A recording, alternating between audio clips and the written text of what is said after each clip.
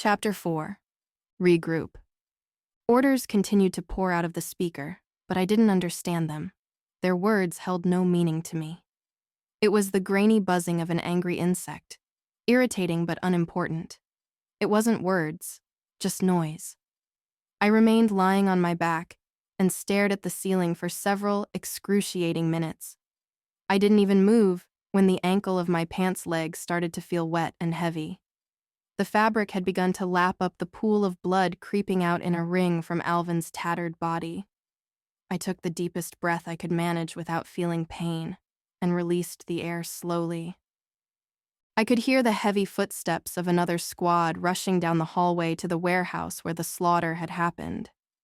As they reached the room and no doubt started to grasp the situation, the footsteps slowed and fell silent. On their feet. A rough voice shouted. Two sets of hands grabbed me roughly by the shoulders and hoisted me up. I was put nose to nose with an officer whose face and body was worn by both time and battle. His face was rough from not shaving for several days, and a wicked burn mark ran down his left cheek. His steely, deep-set eyes were unreadable. I knew this man as Colonel Abbott. I knew this man as someone I was accountable to. And this man knew me, the real me. He had my helmet, which had been flung across the room, in his hands.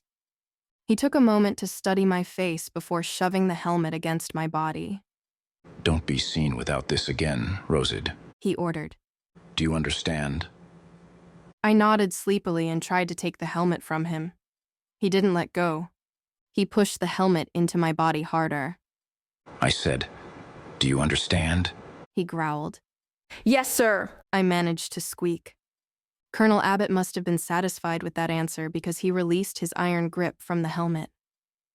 If the wrong people found out about your situation, it'll be my head they take first. He snarled. He didn't turn his head, but his eyes flickered over to the watchful glass eye of the camera above the door. I hastily stuffed my head back into the helmet. Once I had it back on, I looked like any other soldier, like any other young man. Colonel Abbott was well-liked and respected, but also feared. No one would do or say anything that might earn his wrath. He's already dead, sir, said a voice from behind me. I didn't turn around. I knew they had checked Alvin to see if he was still alive. I had told him that I would get him out of here. I was a liar. Colonel Abbott's eyes narrowed as he tried to read my face. You're going to tell me what happened here, he commanded. You lot. Colonel Abbott pointed at a handful of soldiers accompanying him. Take Rosid back to the barracks. I'll be with you shortly.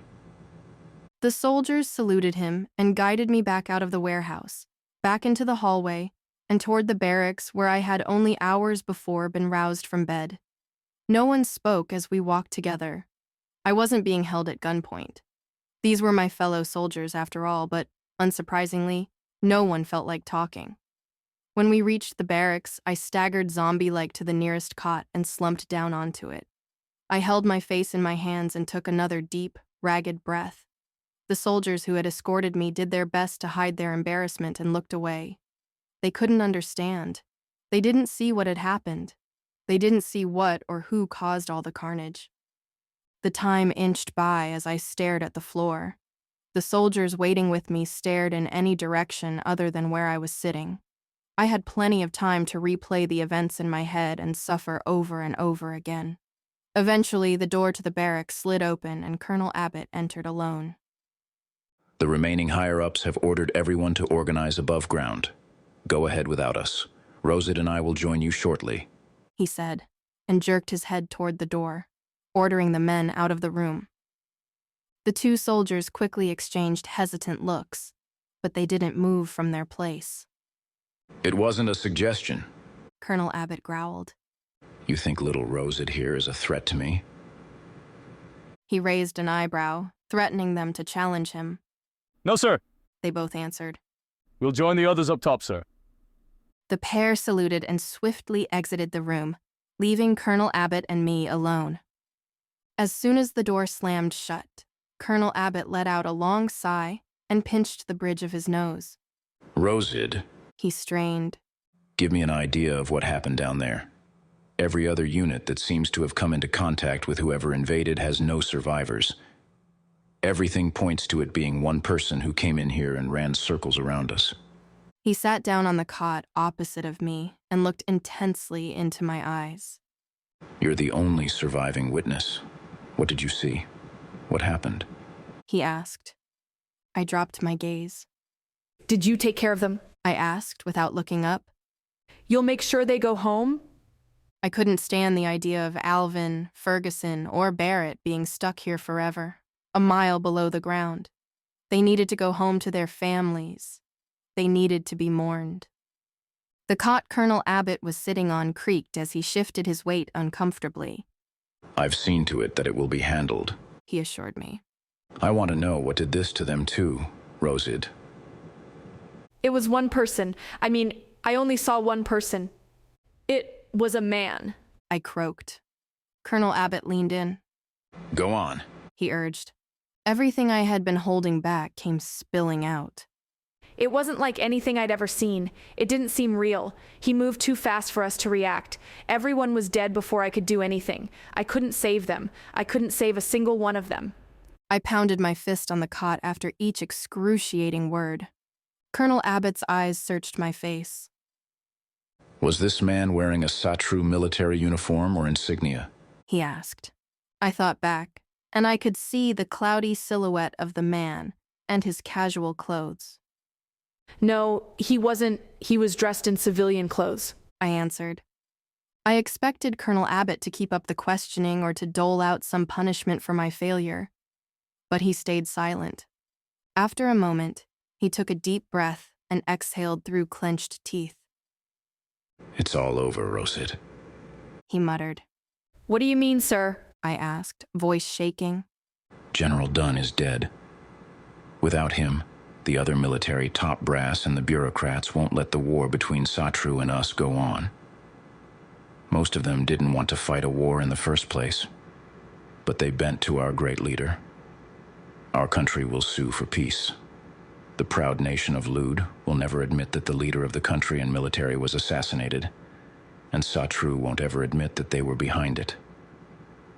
A scowl crept across Colonel Abbott's tired face. If they were behind it, He added. I thought back to the man who infiltrated Fort Romkin and attacked us. He didn't seem like a soldier from Satru or from any other country. He was something else entirely. Colonel Abbott drummed his fingers on the cot's metal frame. there will be a cover-up.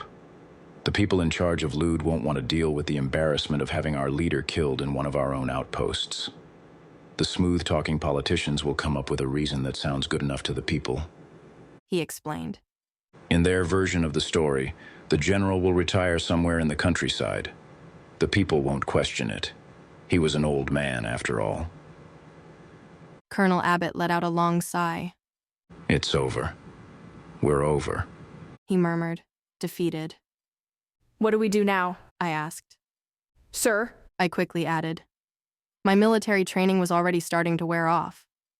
The next in command will begin a withdrawal, and we'll go back home. He replied. But you, He pointed a finger at me. due to your situation, you'll need to disappear. You saw what happened. You saw who killed General Dunn. People who aren't as friendly as I am will want to talk to you. Not to mention the heaps of trouble you'll be in if anyone that outranks me finds out you're actually a woman. He said firmly. The colonel scowled. Outside of this bunker, the military isn't a safe place for you to be. You need to get away from here. You need to leave the military behind. He was right, of course. Technically, it was still illegal for women to work in Lud's armed forces. They expected all of us to be in the home tending gardens and sewing. Not that there was anything wrong with that, but I needed to join the military for a different reason. I had my own mission to see to. The people I worked with and directly reported to overlooked that I was a woman, but it would be dangerous if the wrong people found out. I wouldn't want to be on the other side of an angry and frustrated military tribunal. The loudspeaker hummed to life. All personnel are commanded to leave their posts and gather in the yard. The voice over the speaker whimpered. The voice had lost its earlier power and urgency. What should I do, sir? I pleaded. Disappear. Blend in with the others and become another faceless member of the crowd. Colonel Abbott urged. I'll need a car. I sputtered. Then take one. He pressed. Getting caught for the other reason is worse than being branded a thief. Running away wasn't in the plan. Running meant I risked my life joining the military for nothing. Running meant I wouldn't get an answer. Running meant that I wouldn't find out what happened to my brother. Running meant that I would still be alone. The loudspeaker repeated its mournful order for all soldiers to assemble above ground. I got up and headed toward the door. The others know about me. I started. You can trust us. Colonel Abbott reassured me. You're one of us, Rosid. Aren't you coming, sir? I asked. He looked so tired. Just give me a moment. And Rosid, He tapped his head. keep that helmet on.